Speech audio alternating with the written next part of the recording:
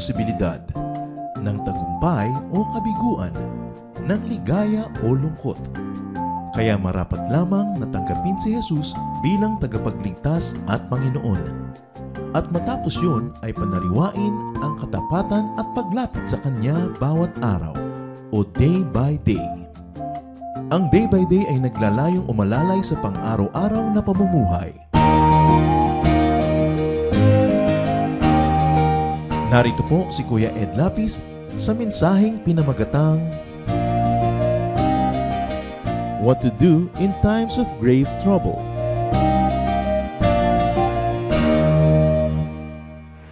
Dahil meron tayong Diyos, dapat laging nakakanta, "It is well with my soul."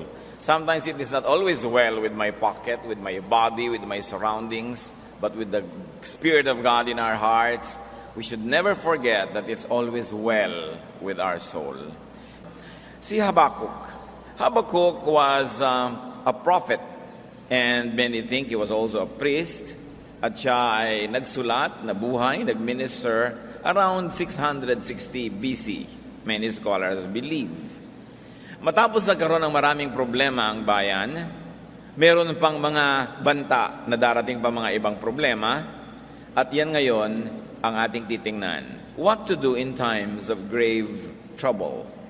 Ano nga ba ang dapat gawin sa panahon ng sobrang hirap? At ito sa karanasan ni Habakkuk, isang propeta.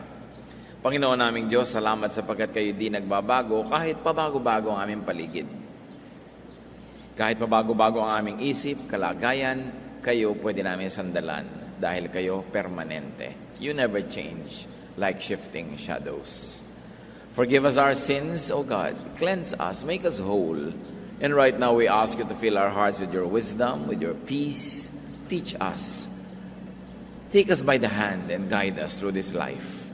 Nawa, Panginoon, matutunan kaming mga dakilang aral sa karanasan ni Habakkuk at ng mga taong kasabay niyang nabuhay sa mundong ibabaw.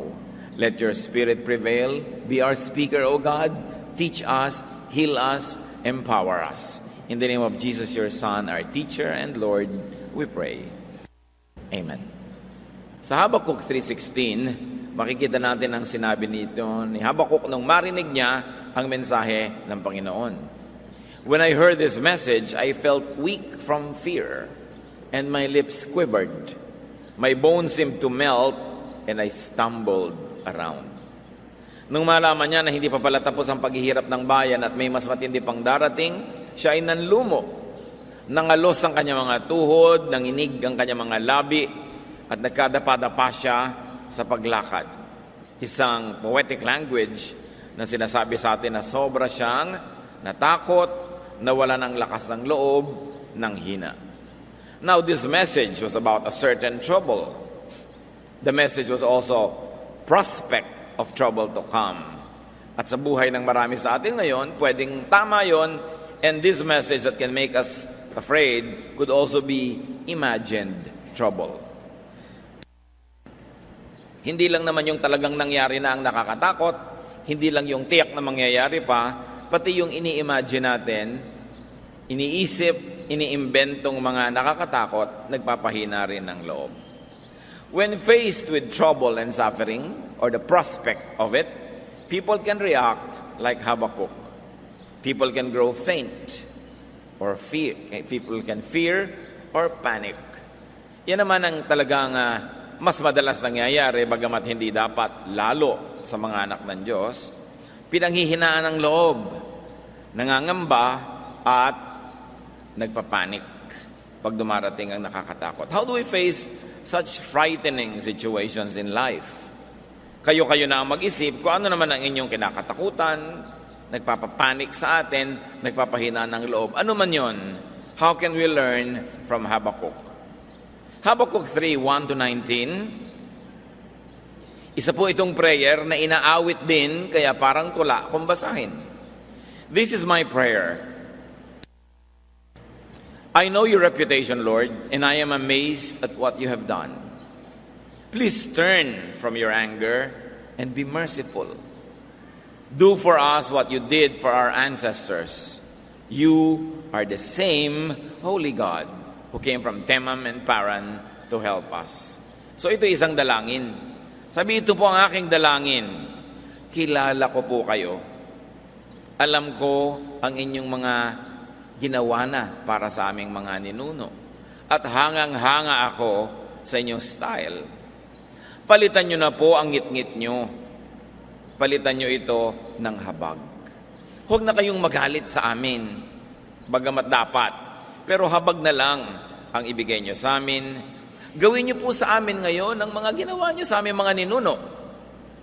At nang sa ganon, kung ano kayo talaga sa kanila, maging ganon din kayo sa amin.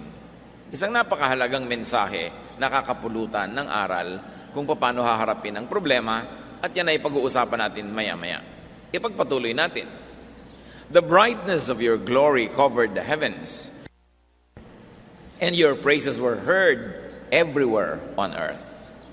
Your glory shone like the sun, and light flashed from your hands, hiding your mighty power. Sabi, pinuno ng nakasisilaw niyong liwanag ang buong kalangitan. Nanginginig ang lahat, no? At nagniningning ang araw, at parang araw kayong nagliliwanag. May ganon. Napakaliwanag ng inyong kaluwalhatian. Dreadful diseases and plagues march in front and followed behind.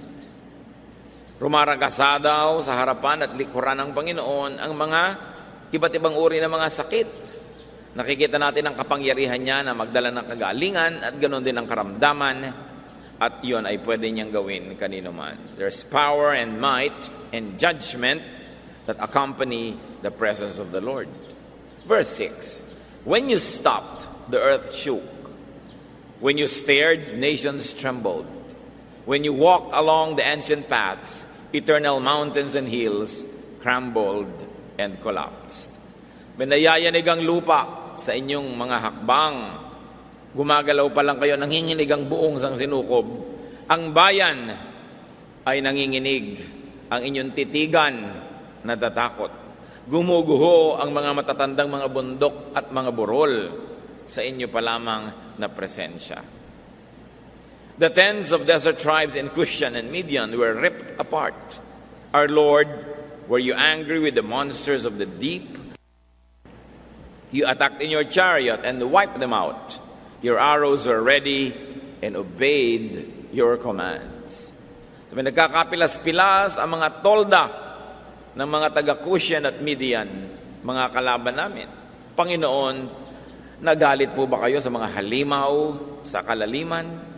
Sinalakay at inubos nyo sila.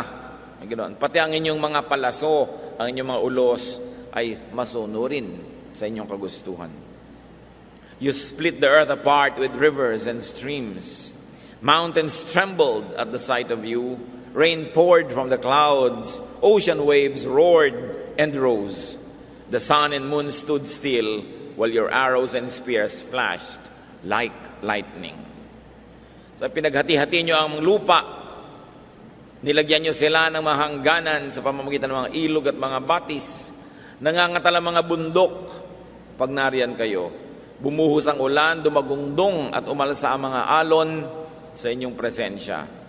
Hindi nakakilos maging ang araw at buwan habang umuulan ng inyong mga sibat, gaya ng pagguhit ng kidlat sa pisngi ng langit. Naalala nitong si Habakuk kung gaano kalakas ang Diyos. Ang kanyang kapangyarihang kinatatakutan maging ng mga bagay sa mundo na sila man ay nakakatakot na rin kung tingnan. Mga kidlat, mga alon, mga bundok. Pero ang lahat ng iyon, nagigiba, nalulusaw sa presensya ng Diyos. Verse 12, in your furious anger, you trampled on nations to rescue your people and save your chosen one. You crushed a nation's ruler and stripped his evil kingdom of its power. His troops had come like a storm, hoping to scatter us and glad to gobble us down. To them, we were refugees in hiding, but you smashed their heads with their own weapons. Then your chariots churned the waters of the sea. Sabi niyo, niyurakan ninyo ang mga bansa, ang mga bayan, upang iligtas ang inyong hinirang.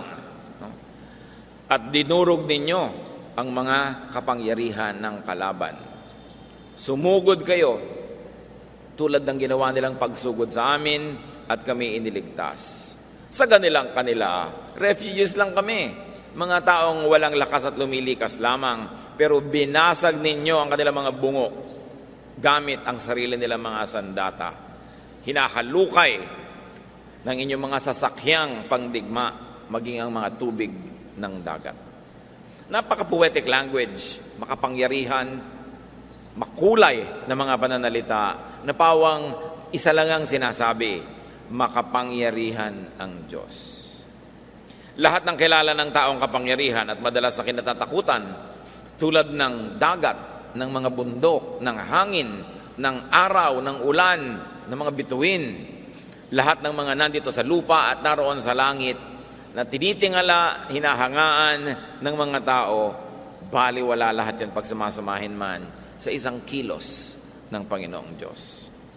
Verse 16, kaya naman nung nagsalita kayo at sinabi ninyo, sabi niya sa Panginoon, ang kakasapitan ng aming bayan, when I heard this message, I felt weak from fear and my lips quivered. My bones seemed to melt and I stumbled around, as we have already previously read. But I will patiently wait. Some days those vicious enemies will be struck by disaster. Una, pinanghinaan ng loob itong si Habakuk. Tas kinilala niya ang Diyos at sinariwa niya sa kanyang diwa kung anong kayang gawin ng Diyos. At pagkatapos dumating siya sa ganitong pag-iisip, sabi niya, pero maghihintay po ako. Balang araw, dadagukan ang kapangyarihan ninyo ang mga sumisira at nagpapahirap sa amin. Na maghihintay ako. Tulad ng paghihintay ng isang tao kung may bagyo.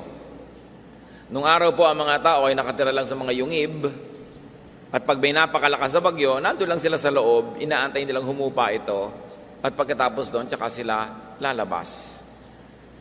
Alam nila, sinasabi ng kanilang kasaysayan at karanasan, ano man ang lakas ng bagyo, nauubos din. Huwag mong salubungin, huwag kang lumabas, pahupain mo, matatapos din yun. Verse 17, fig trees may no longer bloom, or vineyards produce grapes. Olive trees may be fruitless, and harvest time a failure. Sheep pens may be empty, and cattle stalls vacant. But I will celebrate because the Lord God saves me. Sabi, di man mamunga ang mga halaman, mawalan man ng laman ang lahat ng kulungan ng mga hayop, magdiriwang pa rin ako. Kung minsan ay hindi na natin masyadong nakikita yung ganda nung kahulugan ng salita na hindi man mamunga ang mga halaman. Marami sa atin, lalo't mga tagalungsod o mga bayan-bayan, mamunga man o hindi ang mga halaman, pareho lang ang buhay natin. Kasi kung hindi namunga ng mais, iba naman ang kakainin natin. O wala ngayong baboy, kakain ka ngayon ng baka. O walang mahuling isda, manok ngayon ang kakainin mo. Pero nung araw, na kayo yung nagtatanim, kayo nag-aalaga ng hayop, pagka walang bumunga, isang buong season o panahon na wala kayong kakainin. Pag walang hayop, wala kayong dadamitin ng mga balat nun, wala kayong kukuhanin na gatas, wala kayong makukuhang karne kung kakatayin nyo yon. So gutom. Kasabi niya, magkagutom-gutoman, magdiriwang pa rin ako. Kasi kayo naman talaga ang nagligtas, at magliligtas sa akin. Yan ang attitude na nakita natin dito. The Lord gives me strength, verse 19. He makes my feet sure as those of the deer, and He helps me stand on the mountains. Pinalalakas ako ng inyong lakas, Panginoon. Pinatatatag niya ako at ang aking mga hakbang. Tinutulungan niya akong manaig. In other words, tumindig sa mga ibabaw ng mga bundok. Sa mga panalangin na ito ni Habakuk, we learn what to do in times of grave trouble. Tulad lang ng kanyang introduction, this is my prayer, sabi niya. What do you do in times of grave trouble? Pray.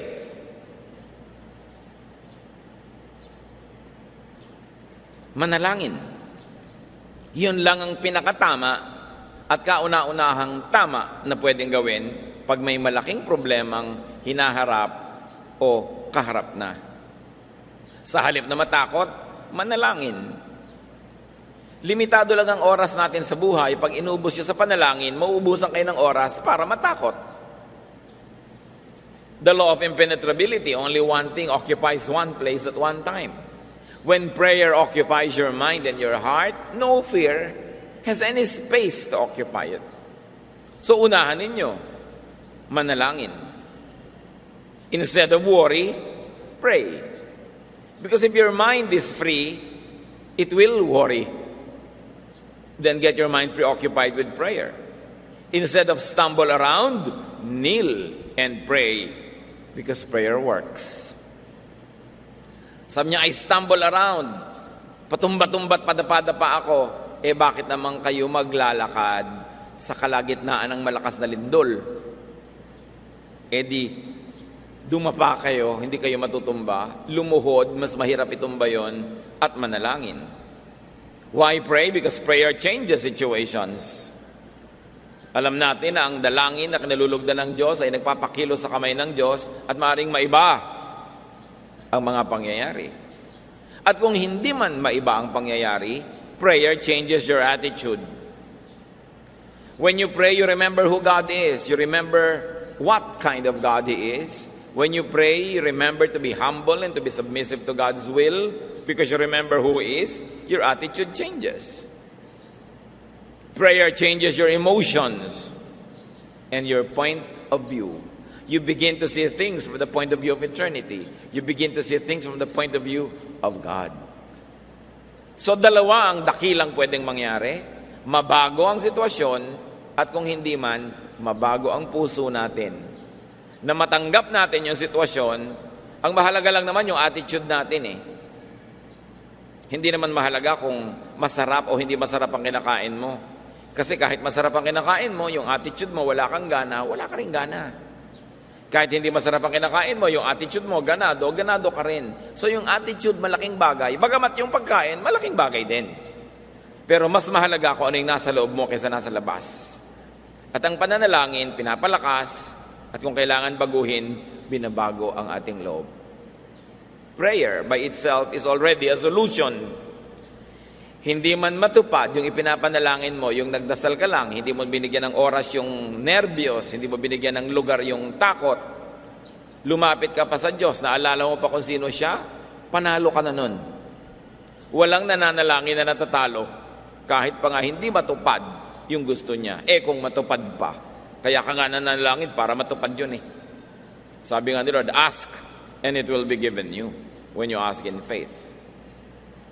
Tapos ano pa ang isang paraan dito nitong si Habakuk na pwede natin kapulutan ng aral? Remember and know the Lord's reputation. Sinariwa niya ang track record ng Diyos.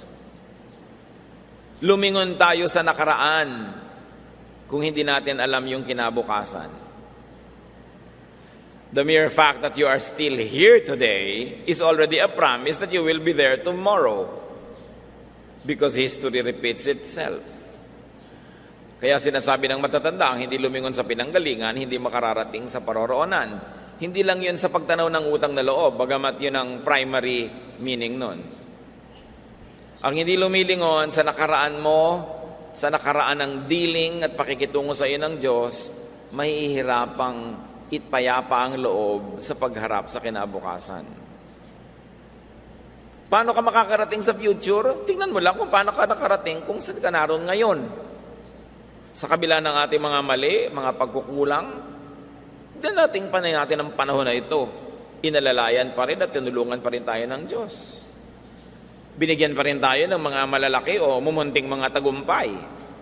Sa kabila ng ating mga pagkukulang, binigyan pa rin niya tayo ng lahat ng kailangan. Kasi kung hindi na ibigay sa iyo lahat ng kailangan mo, dapat wala ka na dyan ngayon. Madalas nga, sobra pa. So, isa nating maaalala dito, pag may kaharap tayong malaking suliranin, seek God's mercy. Awa, habag, kasi maawain ang Diyos. Refresh God's dealings and promises. Meron din ditong mahalagang na-accomplish si Habakuk eh.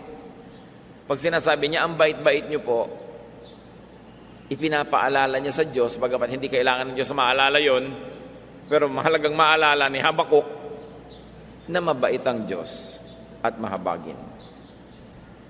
At pag lagi mong naalalang mabait at mahabagin ng Diyos, tapos ganyan pa rin hirap ang dinaranas mo, alam mong may dahilan. Hindi mo man alam kung ano ang dahilan. At alam mong magwawakas kasi nga maawain ang Diyos. Na ang Diyos ay Panginoon even over disease. Alam niya ang nangyayari. Kung gusto niyang magpagaling, kaya niya. Kung ayaw niya magpagaling, sinong makakapilit sa Kanya? Siya rin ang Diyos nun. Kaya ang mahalaga, ibalik natin ang ating pagtitiwala, sariwain natin ang Kanyang kabutihan, parang tao. Kung minsan nagagalit ka sa isang tao, kung minsan sa sarili mong asawa, dahil may ginawang mali, pero isa-isa mong maaalala, ang mga kabutihan naman niya, ang mga kabaitan sa'yo, nagbabago yung attitude mo. Di lalo naman kung kabutihan ng Diyos ang aalalahanin natin, wala naman siyang ginagawang masama. Di talagang puro positive ang maiisip natin. Like Habakuk, in times of trouble, remember God's mighty power. God is bigger than your troubles. Madalas, natatakot tayo dahil nalalakihan tayo sa problema. Nalilimutan nating higit na mas malaki ang Diyos kaysa sa problema na yon. Higit mas makapangyarihan ang Diyos kaysa sa kapangyarihan ng mga masasamang taong umaapi sa atin. Higit na malakas ang Diyos kaysa lakas ng mga mikrobyo at ng mga sakit. Higit na mabait ang Diyos kanino man. At pag naalala natin ang kapangyarihan ng Diyos na pati mga bundok na buong buhay ka mang magtungkab ay hindi mo kayang ubusin, na nanginginig sila sa presensya ng Diyos.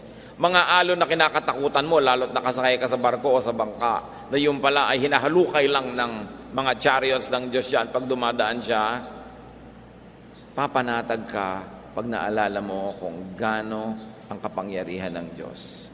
At ang kapangyarihan na yon ay hindi nandun laban sa iyo, yun ay para sa iyo. Kasi mahal tayo ng Diyos.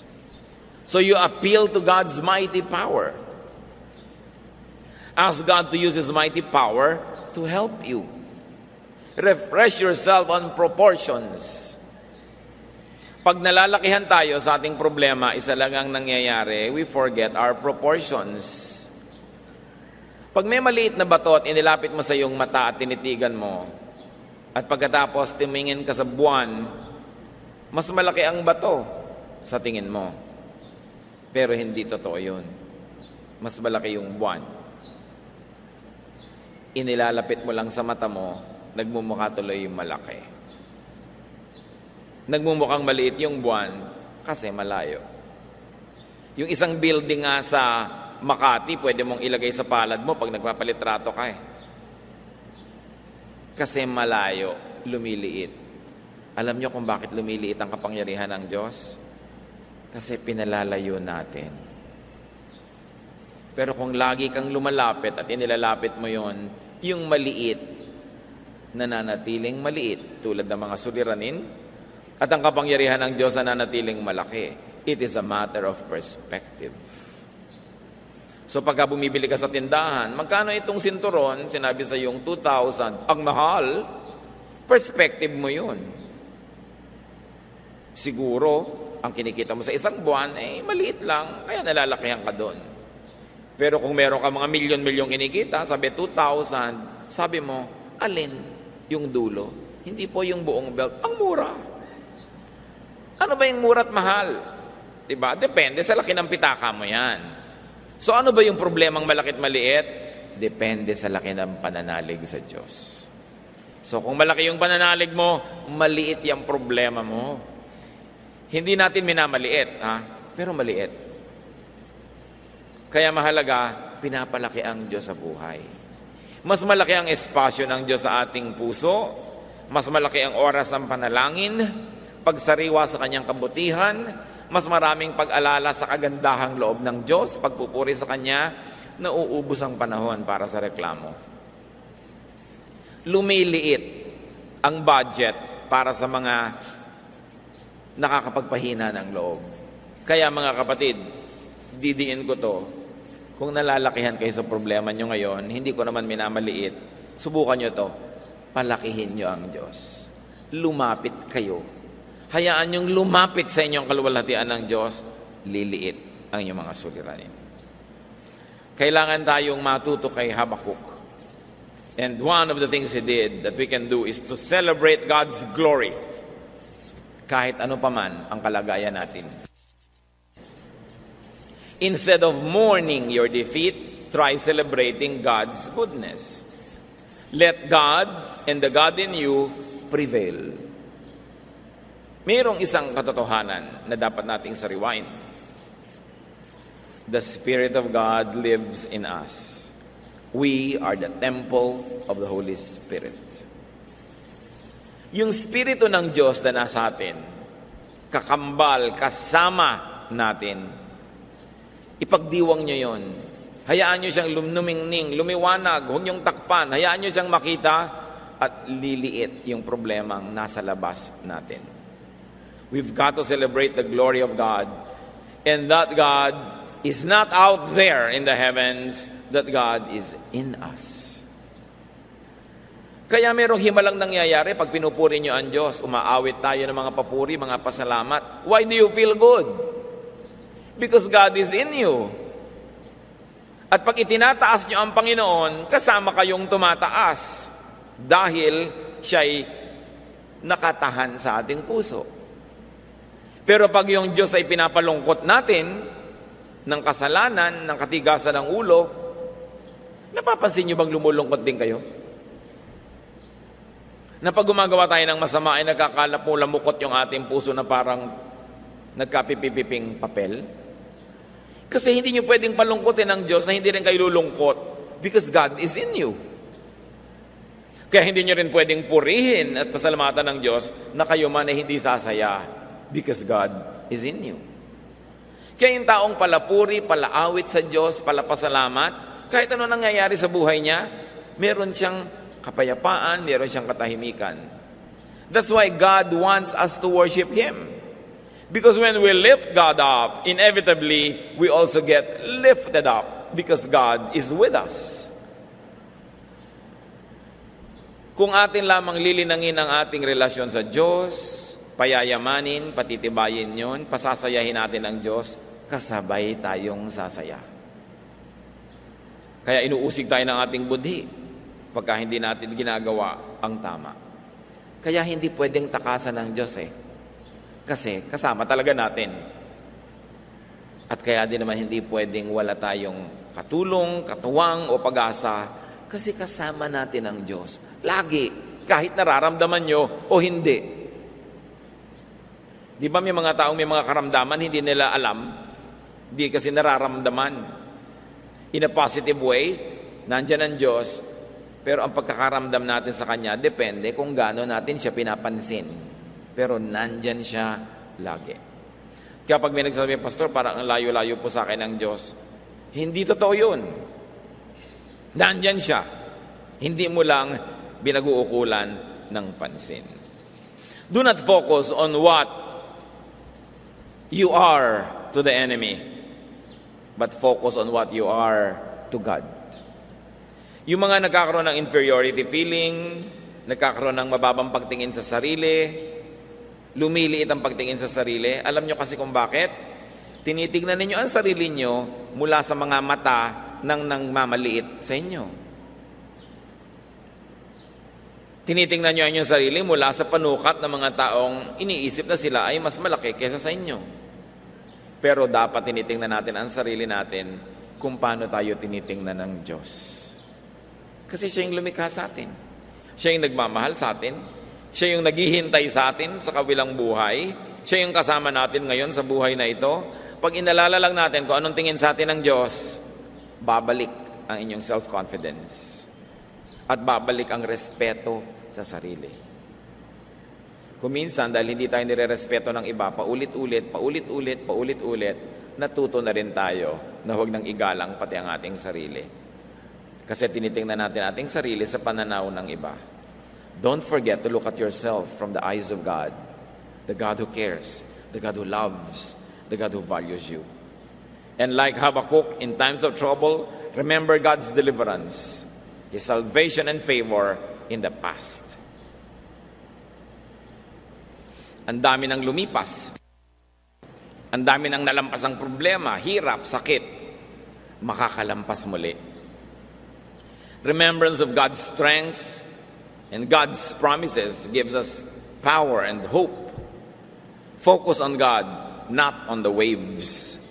Tingnan niyo si Peter, nung kay Jesus nakatingin, nakapaglakad sa ibabaw ng tubig, pero nung ang tinitigan, yung mga alon, lumubog siya.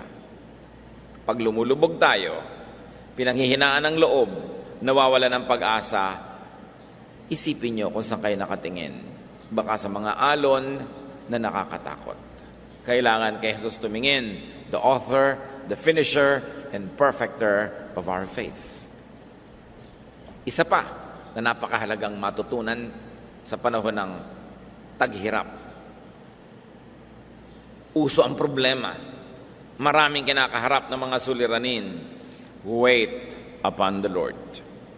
Sabi ni Habakkuk, but in spite of all that, I will wait upon the Lord.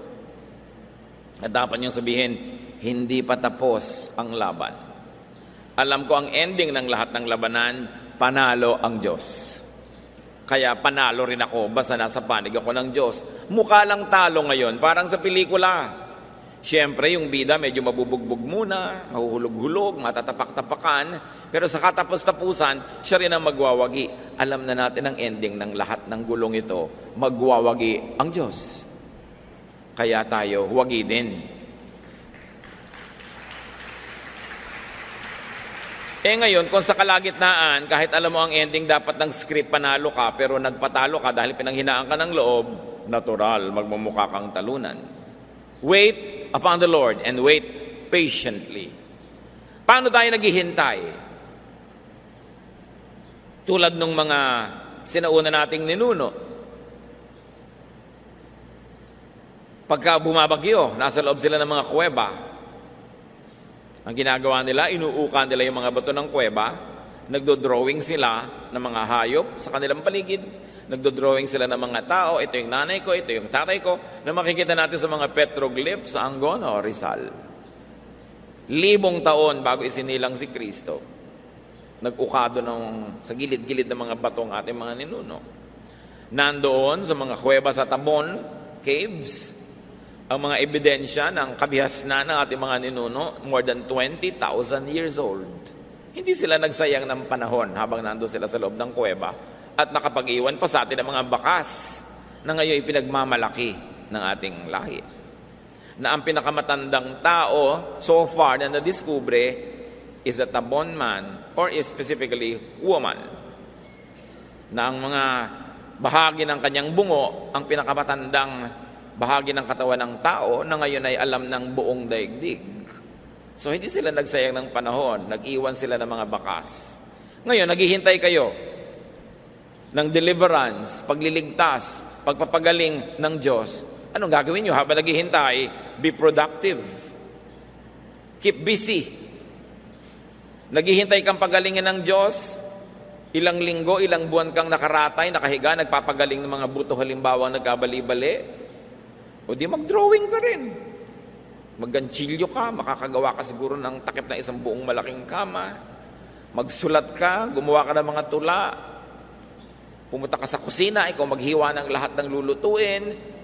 Hindi naman kung may problema tayo, ibig sabihin titigil na ang buong daigdig at wala kang gagawin diyan kundi magmokmok. Kailangan gumawa ka ng isang bagay na papakinabangan mo para malibang ka at hindi puro kung ano-anong nakakatakot na bagay ang laman ng isip mo. At hindi rin para malibang, para may production ka naman. Kahit pa naman may karamdaman ka, may sakit ka, pwede ka pa rin namang kumita. Nakikita nyo yung mga kapatiran natin na nasa mga bilangguan, habang naghihintay na makalaya, gumagawa ng mga barko sa loob ng bote. Mahirap gawin yun, ha? Pero dahil may panahon, ayaw nila namang sayangin yung oras nila. Kasi kung wala kang magawa, ay magpapakabit ka ng tato, left and right. Kasi wala kang magawa, kaya tatad ka na ngayon ng tato. Pwede ka namang matadtad nun, pero pwede ka rin namang may ibang gawin.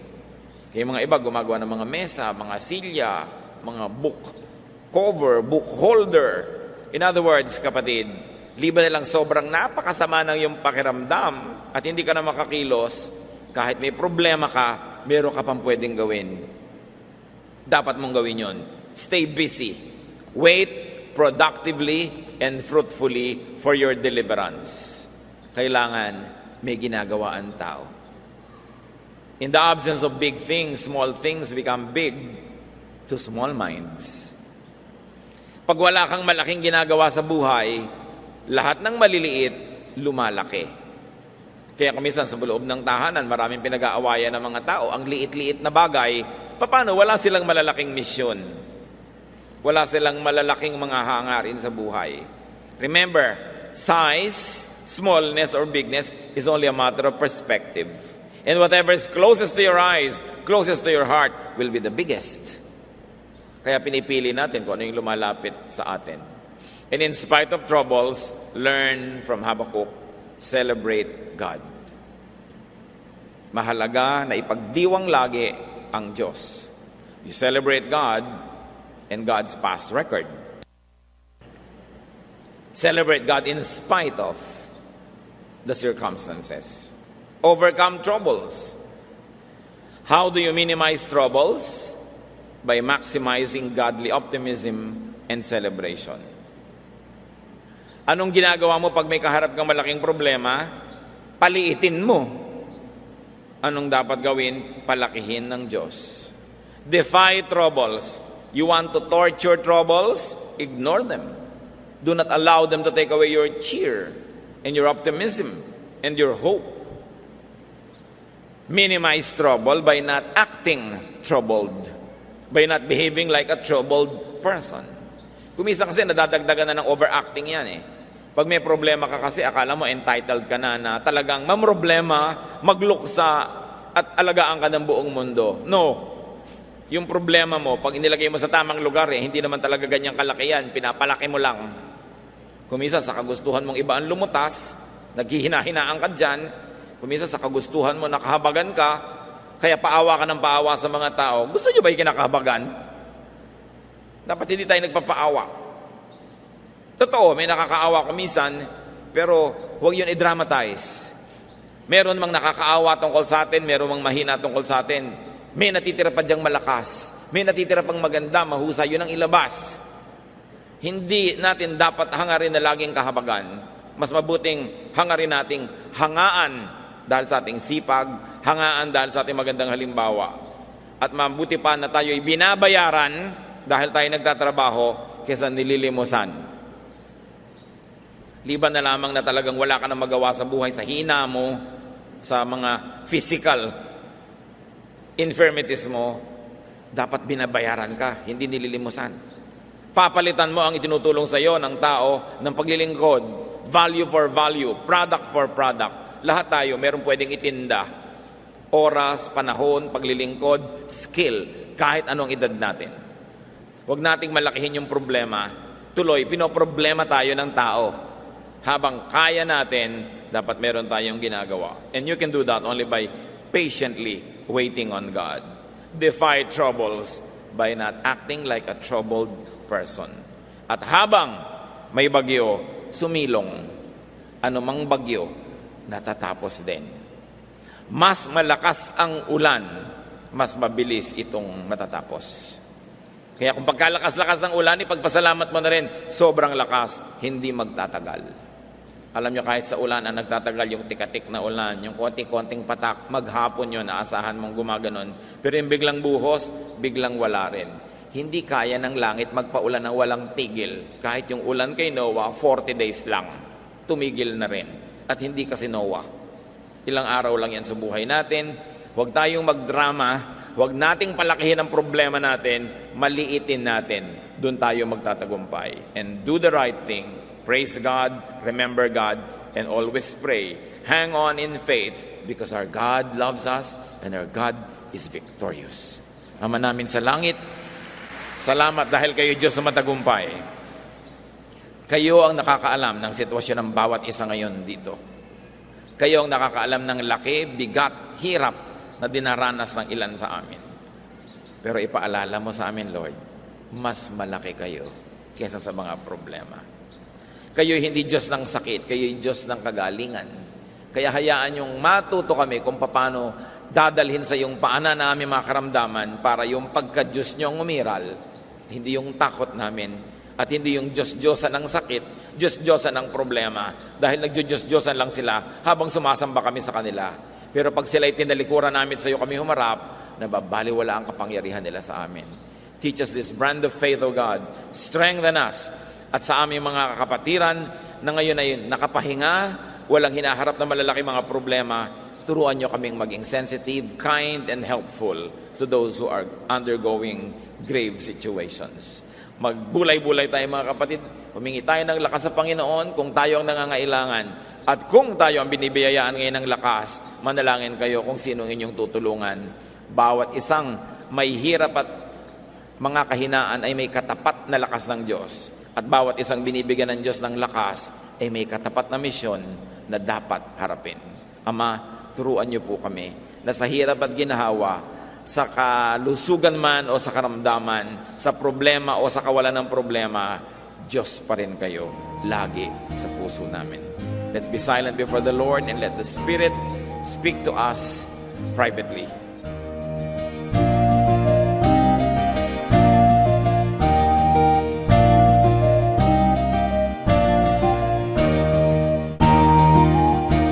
Ang katatapos pong mensahe ni Kuya Ed Lapis ay pinamagatang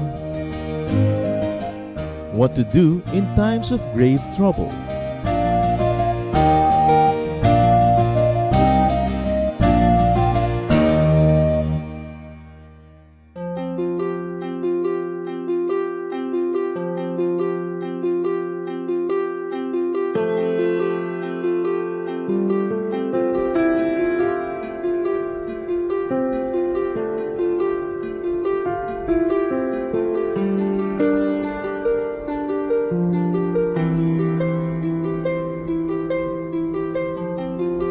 Panginoon, ang sabi niyo sa akin, lumapit lang sa inyo. Ibig ko'y diringgin, pasanin ay aalisin. Lahat ng kabigatan ng isip at katawan, ilalagak ko na sa inyong kanlungan. Nais kong madama haplos ng iyong kamay, paghako sa damdamin, sinisiklop ng buhay. Nais kong madama init ng iyong yakap. Sa sandaling ito, hanap ko ay paglinaw.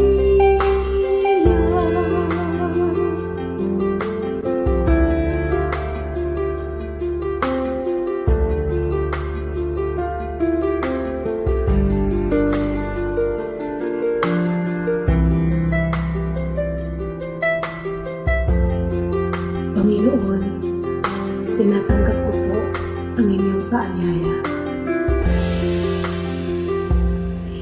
Dito sa piling mo, nais kong magpahinga. Ang pagod kong puso, naghahanap ng ligaya. Lapatan mo ng lunas, bigyan ng pag-asa. Nais kong madama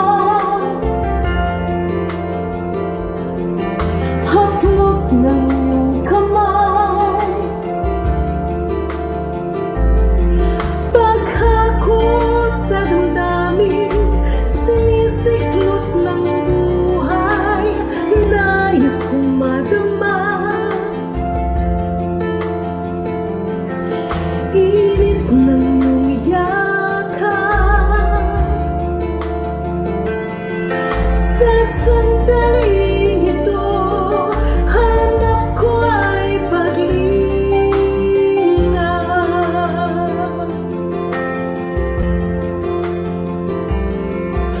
Narito ako ngayon, itulad mo sa bisig ng iyong pagmamahal. Nais kong madama, haplos ng iyong kamay, paghagod sa damdamin, sinisiklop ng buhay. Nais kong madama, init ng iyong yakap. Sa sandaling ito, hanap ko'y pag-ibig. Nais kong madama, haplos ng iyong kamay, paghagod sa damdamin, sinisiklop ng buhay. Nais kong madama, init ng iyong yakap. Sa sandaling ito, hanap ko ay paglinga.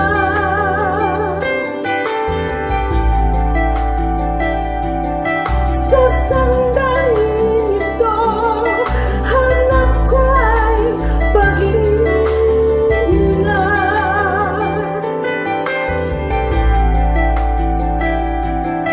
Sa sandaling ito, hanap ko ay paglinga.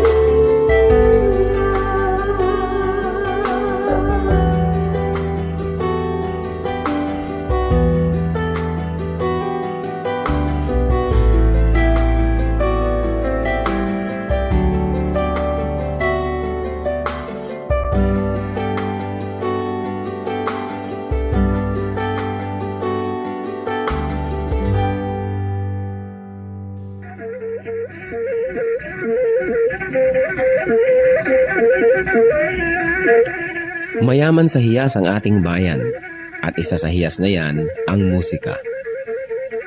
Napakaraming nalilikhang tunog ng mga Pilipino mula sa iba't ibang instrumento. Narito ang palendag, instrumentong pangmusika ng mga Maguindanao sa Cotabato.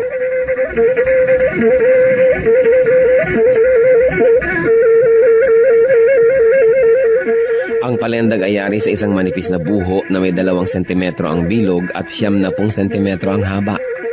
May 4 na butas ang palendag, isa sa ilalim para sa hinlalaki ng tumutugtog at 3 naman sa ibabaw para sa iba pa niyang mga daliri.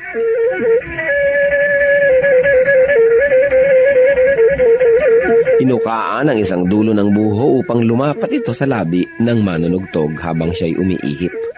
Sa kabilang dulo naman ng palendag ay may isa ring malaking uka kung saan nagtatapos ang instrumento.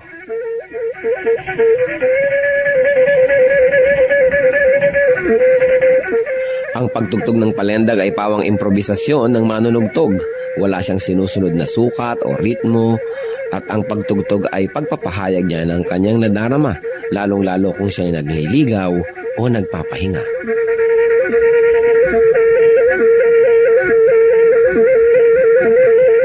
Ang musika ay wika ng kaluluwa. Ang ating musika ay marapat lamang na pag-aralan, kilalanin, at tugtugin sa karangalan ng Panginoong Hesus. Ang palendag ng Maguindanao sa Cotabato.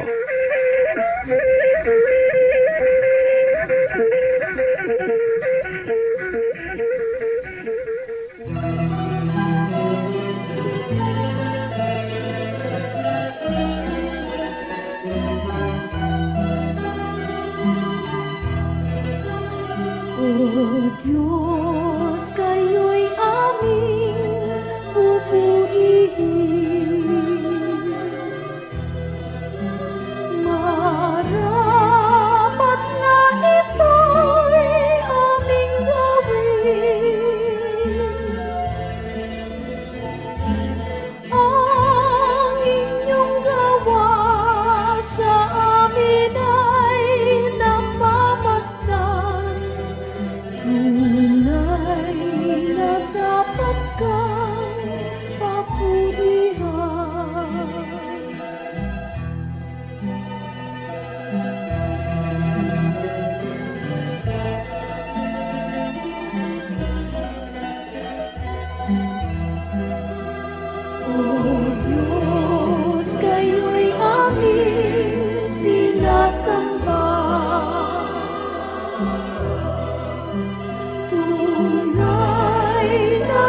Diyos, walang iba.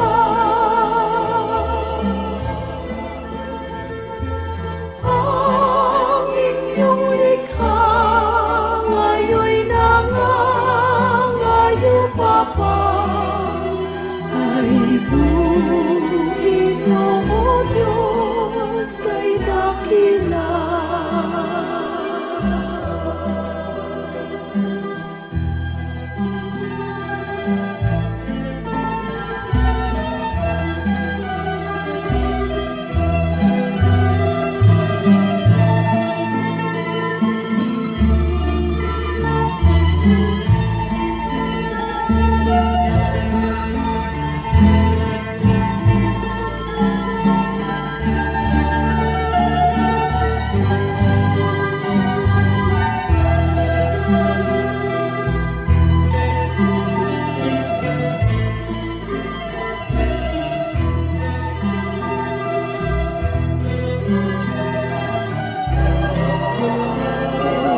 Diyos, kayo'y aming aawitan. Nang awit na sa puso'y sumiran,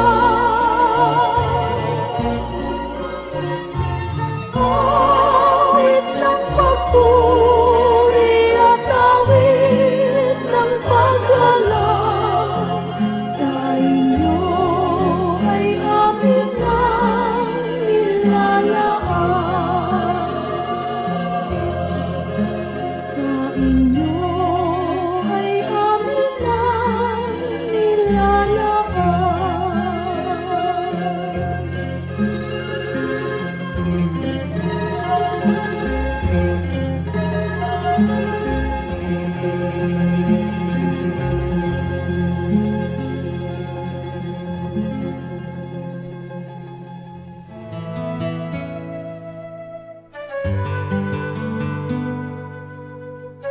Bakit laging nakabukas ang mga pintuan ng mga Pilipino? Tayo kasi ang buhay nating Pilipino, lalo yung katutubong Pilipino, hindi natin masyadong iniisip yung privacy. Ang gusto natin is to share. Kaya ang lalaki ng mga bintana, kita ka ng kapitbahay. Sa ilalim nga ng bintana, may ventanillas pa. Konti lang mga dingding sa bahay ng Pilipino. Ayaw natin ng division, ang gusto natin maaliwalas. Because the spirit of the Filipino is free. He wants to roam, he wants to go around. Kaya ganon din yung mata mo, dapat malayo ang nararating. At sa atin, yung mga kwarto sa mga traditional Philippine homes, ginagamit lang yan pag nagbibihis ka. Nagpapalit ka ng damit, pero hindi talaga doon natutulog ang mga tao. Sama-sama yan doon sa sala. Kahit sila Jose Rizal, ang laki-laki ng bahay nila, isang malaking banig at isang malaking kulambo, sama-sama sila sa sala. Doon sila natutulog. Kasi nga, we thrive in each other's company.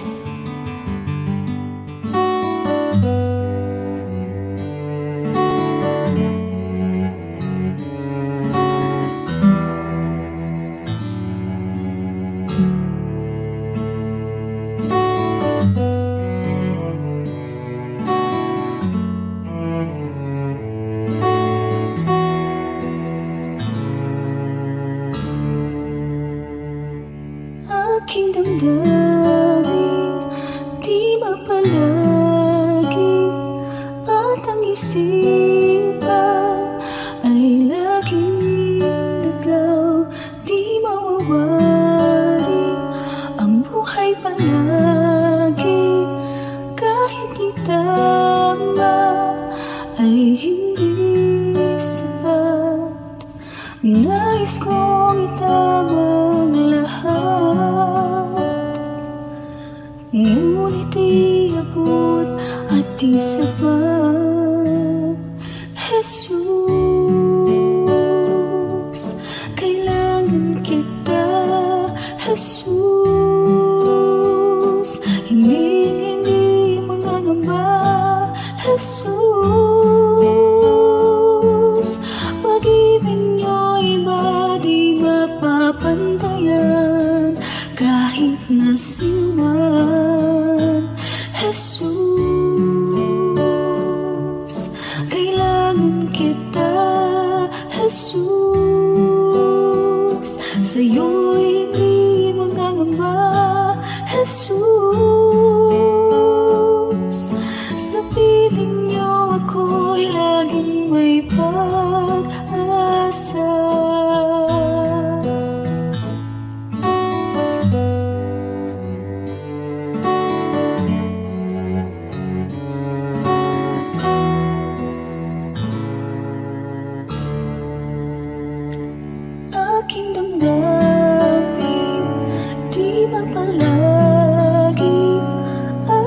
sinta ay laging ligaw, di mawawari ang buhay palagi. Kahit itama ay hindi sapat, nais kong itama ang lahat. Ngunit di abot at di sapat. Jesus, kailangan kita. Jesus, hindi mangangamba. Jesus, pag-ibig niyo'y iba di mapapantayan kahit na sino man. Jesus, kailangan kita. Jesus, sa'yo'y hindi mangangamba. Jesus, sa piling niyo ako'y laging may pag-asa. Jesus, kailangan kita. Jesus, hindi mangangamba. Jesus, pag-ibig niyo'y iba di mapapantayan kahit na sino man. Jesus, kailangan kita. Jesus, sa'yo'y hindi mangangamba. Jesus, sa piling niyo ako'y laging may pag-asa.